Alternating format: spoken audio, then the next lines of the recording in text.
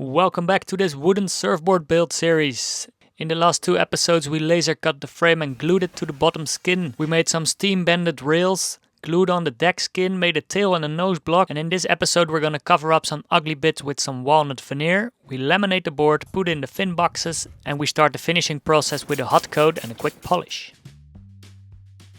First thing we're gonna do is remove our temporarily glued in tail block to make it a little bit lighter. It's now a quite chunky bit of hardwood that weighs 210 grams, and I'm gonna try to remove some stuff from the inside so that it gets lighter. It was a pretty scary process because I didn't want to puncture it. 15 grams saved. I had to patch up these holes that were in the tail block, so I used some epoxy mixed with some leftover pieces of wood from the shaving and all the sanding, and that filled it up quite nicely. The next day I shaved it down, and then the tail block was ready to be glued on permanently. But we'll do that job a little bit later. First we're gonna make the slots for the Finboxes to fit in.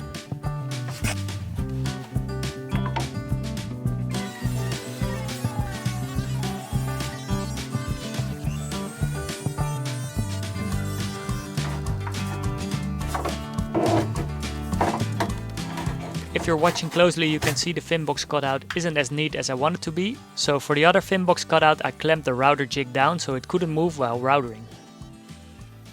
As you can see, the leash plug falls down way too deep into the board, so I had to make some wooden spacers. I cut in some grooves with a handsaw so that the air could escape from underneath the spacer. This way the breathing leash plug is able to breathe through the spacers into the rest of the board.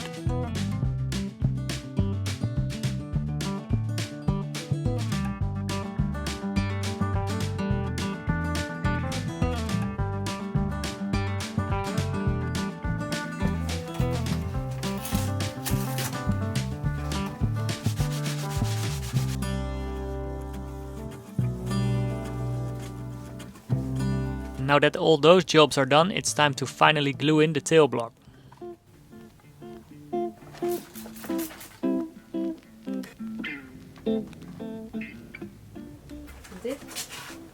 Alright.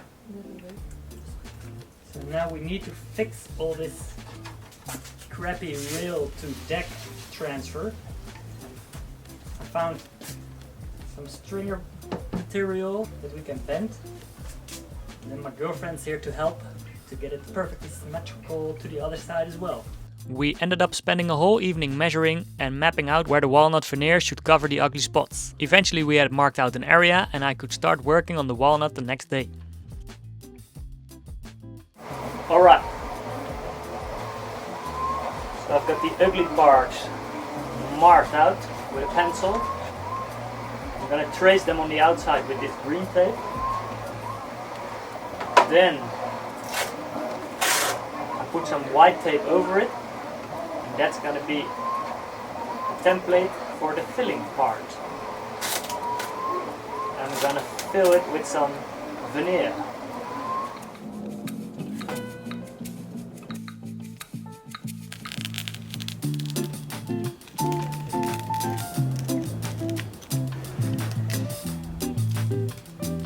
Now that the veneer checkerboard pieces are cut, I could carefully take off the tape and place it on my improvised workbench.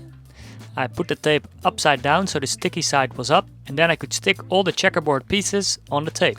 I did a quick test fit on the board and it looked like my plan was gonna work. So I took my sharpest blade and trimmed down all the excess veneer, so I ended up with a clean strip of walnut veneer that I could stick on the board.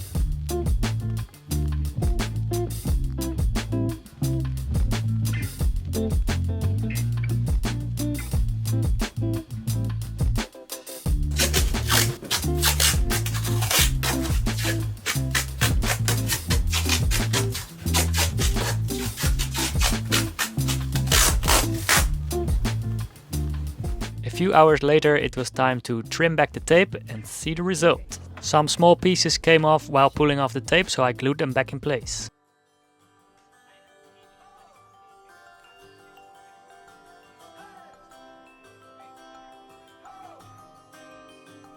I did the same on the other side of the board and then sanded down the edges a little bit where the veneer sticks up from the deck of the board. Then it was time to cut out my logos and glue it on the deck of the board.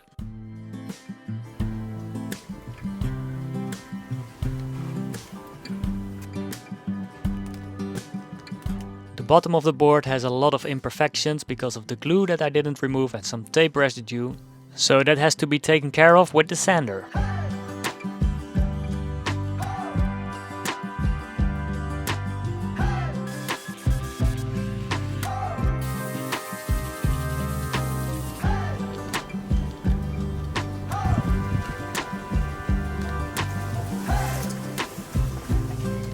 Now it's time to prepare the board for its lamination process. I start with laminating the deck, so I have to apply tape on the bottom side of the board where the cut lap is gonna be. I make sure that my breathing leash plug is carefully covered with some tape so no epoxy can seep into that.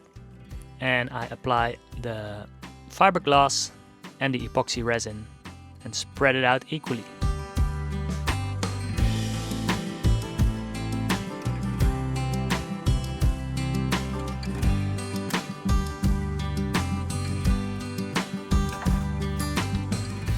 A few hours later I return to the shed and I trim back the fiberglass along the edge of the tape.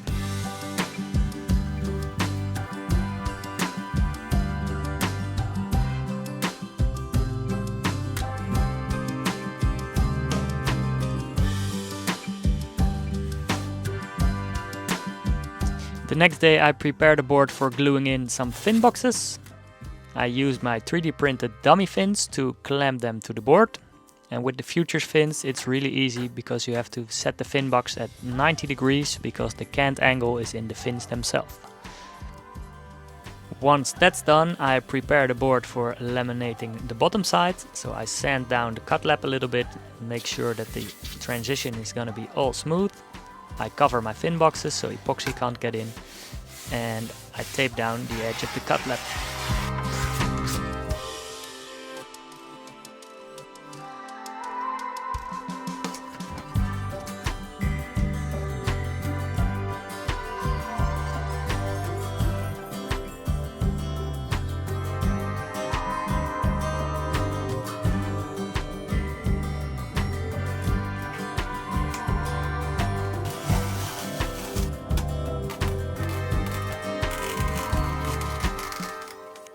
Now that the lamination part is done, I can start with some fun stuff with adding logos. I did one at the bottom and one at the deck side at the same time, and then I put my board straight up and the deck one started to sag down because of gravity.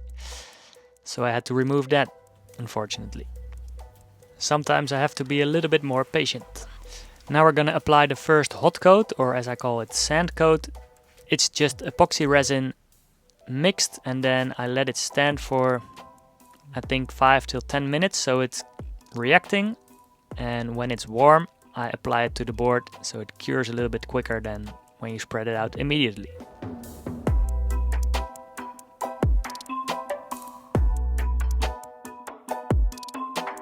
Off camera I applied the deck logo again, and this time it worked out great. I sanded down the edges of the board and then give it a little spray in the outdoor shower. Then took it inside for the hot coat for the deck.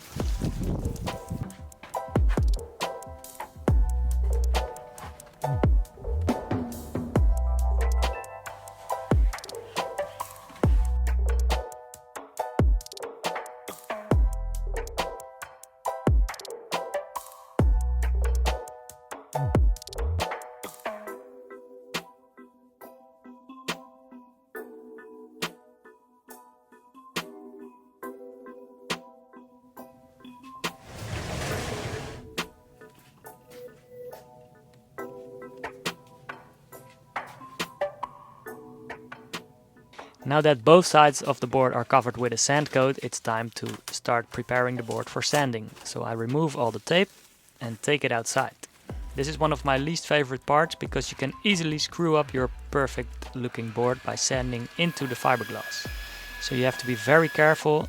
I always start my sanding process with 400 grit. It takes a long time, but it helps me with not sanding into the fiberglass and only sanding the top coat of epoxy.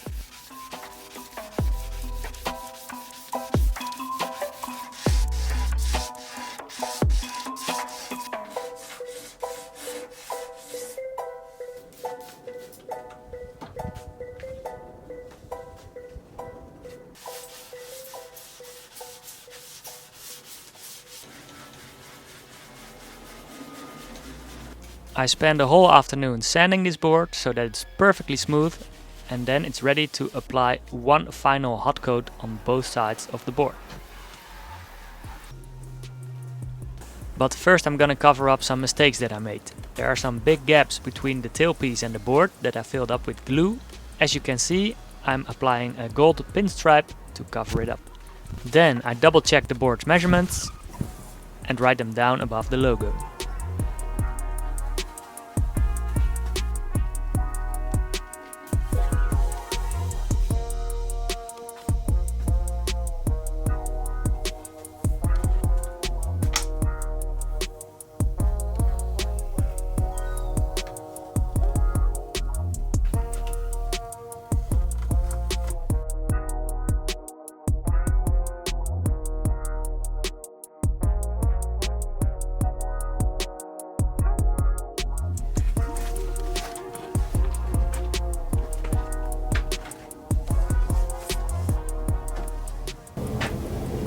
Alright, it's time for the last day of sanding on this board. There are some small fish eyes spread all over the board, so I'm gonna sand them flat. It's 30 degrees outside, so not the best weather to be working in, but I want this guy finished and into the water.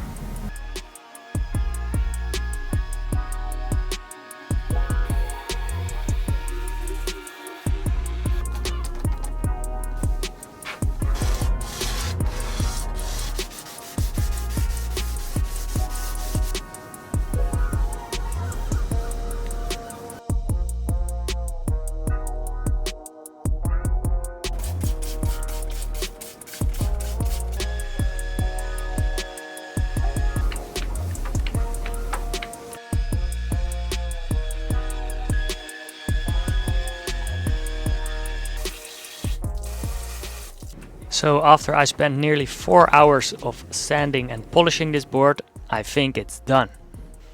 It's so shiny that it even reflects the sun. I hope you've enjoyed this wooden surfboard build. The board is finished and it's ready to take into the water.